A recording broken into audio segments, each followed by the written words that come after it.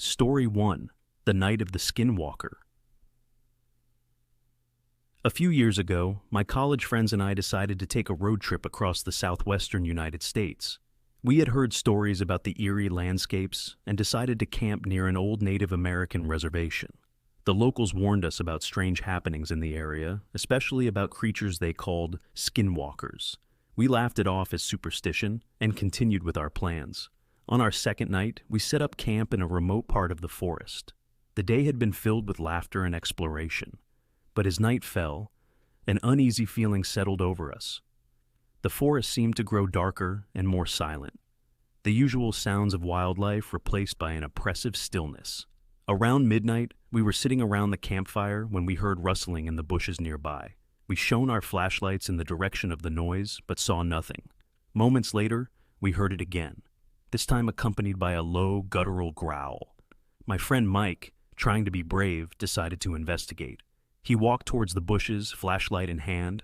Suddenly, he stopped dead in his tracks. His face went pale, and he slowly backed away, whispering, "We need to leave. Now." Before we could ask what he saw, a figure emerged from the shadows. It was tall and emaciated, with eyes that glowed in the darkness.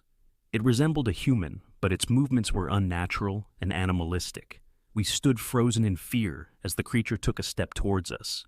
Then, it began to change. Its limbs twisted and contorted, its skin rippling as if something was moving underneath. It let out a bone-chilling screech that echoed through the forest. We didn't wait to see what would happen next. We grabbed our things and ran to our car. As we sped away, we saw the creature watching us from the edge of the forest, its eyes glowing in the darkness. We drove through the night, not stopping until we reached a town miles away. The locals there told us that skinwalkers are powerful beings, capable of shifting shapes and mimicking voices to lure people into the woods. None of us have returned to that area since. The memory of that night still haunts us, a reminder of the ancient, terrifying forces that exist beyond our understanding. Story 2: The Encounter at the Cabin. Last autumn, my girlfriend and I rented a remote cabin in the woods for a weekend getaway.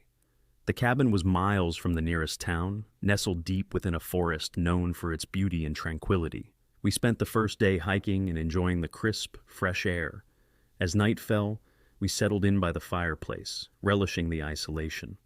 Around midnight, we heard what sounded like footsteps outside the cabin. At first, we thought it was an animal, but the footsteps were heavy, like those of a human. I grabbed a flashlight and cautiously stepped outside to check. The night was eerily silent, and the beam of my flashlight cut through the darkness, revealing nothing but trees and shadows. Just as I was about to go back inside, I heard a whispering voice call my name from the forest.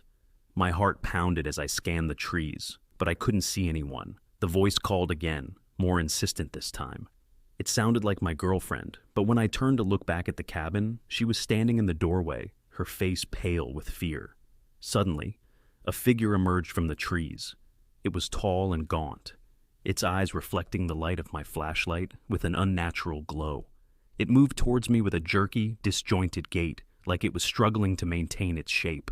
I stumbled back, my mind racing as I realized what it was: a skinwalker.